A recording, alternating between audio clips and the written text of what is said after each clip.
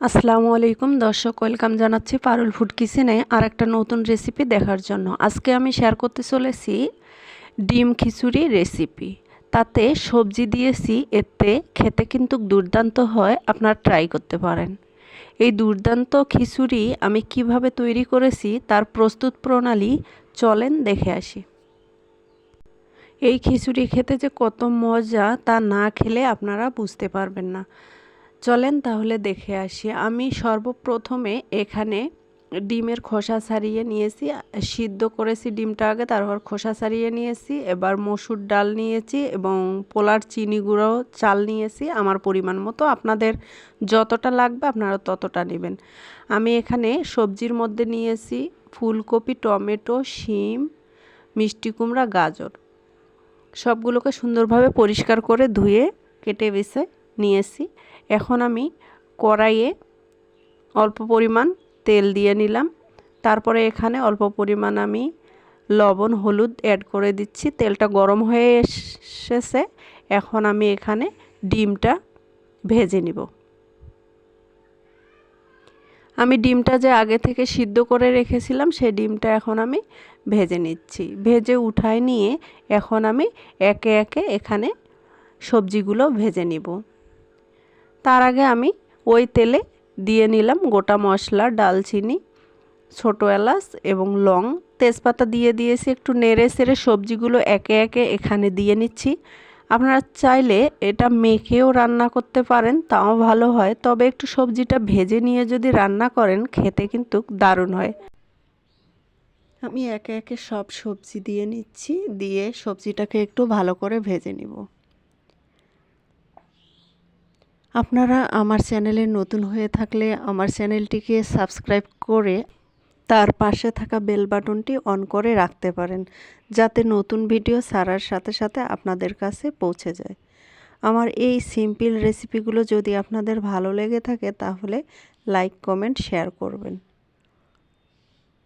আর যারা ফেসবুক থেকে দেখতেছেন তারা ফলো দিবেন। আমি এ পর্যায়ে একটু ভালোভাবে নেড়ে চেড়ে নিয়েছি। আমি এখন বেশ খানিকটা মরিচ এবং পেঁয়াজ কুচানো এখানে অ্যাড করে দিলাম। আপনারা চাইলে এই পেঁয়াজ এবং মরিচটা প্রথমেই দিয়ে নিতে পারেন, তবে আমি যেহেতু সবজিগুলো একটু ভেজে নিব এজন্য এ পর্যায়ে এসে অ্যাড করলাম। সবজি ভাজতে ভাজতে আমার এই পেঁয়াজ, মরিচ, আদা, রসুন সব ভালোভাবে ভেজে নেওয়া হয়ে যাবে। আমি এখানে আদা রসুন এক চামচ করে অ্যাড করে দিয়েছি, একটু ভেজে নিয়েছি। তারপরে এখানে অ্যাড করে দিলাম হাফ চামচের একটু বেশি লাল মরিচের গুঁড়া এবং হলুদের গুঁড়া, এবং হাফ চামচের একটু কম করে ধনিয়া গুঁড়া, জিরার গুঁড়া এবং গরম মশলার গুঁড়া অ্যাড করে নিলাম। স্বাদ মতো লবণ অ্যাড করে দিলাম। দিয়ে এখন মশলাটার সাথে সুন্দরভাবে কষিয়ে ভেজে নিচ্ছি। মশলাটা সুন্দরভাবে কষিয়ে নিচ্ছি। বেশ কিছুক্ষণ একটু আমি সবজিগুলো, মশলাগুলো একসঙ্গে করে মিক্সড করে নিয়েছি এবং বেশ কিছুক্ষণ একটু ভেজে নিব। এভাবে নেড়ে চেড়ে মশলাটা একটু ভেজে নিলে, ভাজা হলে কিন্তু খিচুড়িটা খেতে ভালো হবে। এখন আমি অ্যাড করে দিলাম আগে থেকে যে চাল এবং ডালটা ধুয়ে পরিষ্কার করে রেখেছিলাম, সেটা এখানে অ্যাড করে দিলাম। এখন সবজি মশলার সাথে ডাল, চাল সুন্দরভাবে ভেজে নিব বেশ কিছুক্ষণ। আপনারাও চেষ্টা করবেন এভাবে বেশ কিছুক্ষণ ভেজে নেওয়ার জন্য। ভেজে নিলে খিচুড়িটা খেতে দারুণ হবে। আর আপনারা যদি হাতে কম সময় থাকে তাহলে কিন্তু আপনার সব কিছু একসঙ্গে মাখিয়ে যদি বসায় দেন তাহলে কিন্তু আরও তাড়াতাড়ি হয়ে যাবে। এটাও কিন্তু ভালো লাগে খেতে। তবে আমি এভাবেই রান্না করলাম। সবজিটা একটু কষিয়ে এভাবে রান্না করলে আর ডালটা এভাবে ভেজে যদি রান্না করেন তাহলে খিচুড়িটা কিন্তু বেশি স্বাদের হয়। এজন্য আমি এভাবেই তৈরি করলাম। আমার কিন্তু এভাবে বেশ কিছুক্ষণ ভেজে নিয়েছি, দেখে বোঝা যাচ্ছে যে সুন্দরভাবে এবং পারফেক্টভাবে ভেজে নেওয়া হয়ে গেছে। এখন আমি গরম পানি এখানে অ্যাড করে দিলাম। এ পর্যায়ে এসে গরম পানি অ্যাড করার চেষ্টা করবেন। আমি পরিমাণ মতো পানি অ্যাড করে দিলাম, দিয়ে নেড়ে চেড়ে নিচ্ছি। তারপর এখন ঢাকনা দিয়ে এটা 5 মিনিটের মতো কুক করে নিব। ঢাকনা দিয়ে 5 মিনিট কুক করে নেওয়ার পর আমি ফিরে আসতেছি। 5 মিনিট কুক করে নিয়েছি। কুক করে নেওয়ার পর আমি দেখাচ্ছি, দেখেন পানি কিন্তু অনেকটা কমিয়ে এসেছে এবং 80% কিন্তু চাল সিদ্ধ হয়ে এসেছে। এখন নেড়ে চেড়ে নিচ্ছি, নিয়ে আমি এখন চুলার আঁচটা কিন্তু মিডিয়ামে রেখে আবার ঢাকনা দিয়ে কিছুক্ষণ কুক করে নেব।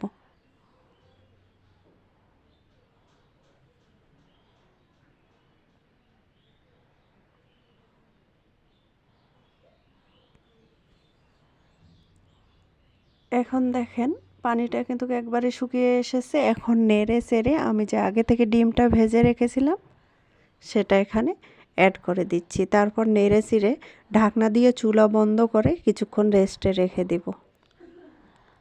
তারপর আপনাদের পরিবেশন করে দেখাবো যে কতটা দুর্দান্ত ছিল এই ডিম খিচুড়ি।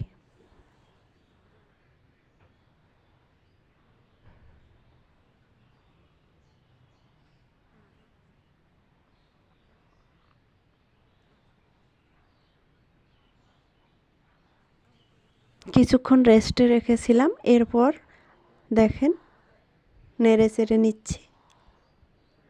কতটা লোভনীয় লাগতেছে তাই না বন্ধুরা? আমি এখন একটু বেরেস্তা উপর থেকে দিয়ে দিচ্ছি, তারপর নেড়ে চেড়ে আপনাদের পরিবেশন করে দেখাচ্ছি।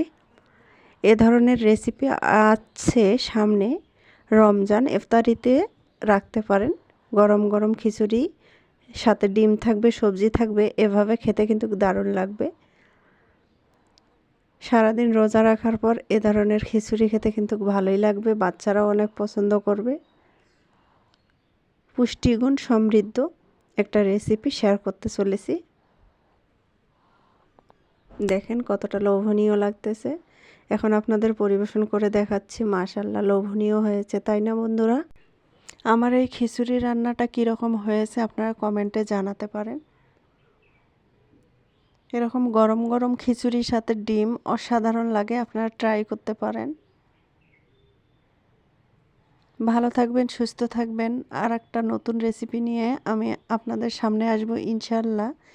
এ পর্যন্ত আপনারা আপনাদের পরিবারকে নিয়ে ভালো থাকবেন, সুস্থ থাকবেন, আমার জন্য দোয়া করবেন। আর এরকম সিম্পল রেসিপি পেতে আমার চ্যানেলটি সাবস্ক্রাইব করবেন, প্লিজ লাইক দিবেন। অনেকেই ভিডিও দেখেন লাইক দেন না, প্লিজ একটা লাইক দিবেন। এই লাইকটা আমাদের অনেক সাহায্য করবে, নতুন ভিডিও তৈরি করতে অনেক উৎসাহ যোগায়। ভালো থাকবেন, সুস্থ থাকবেন। আল্লাহ হাফেজ।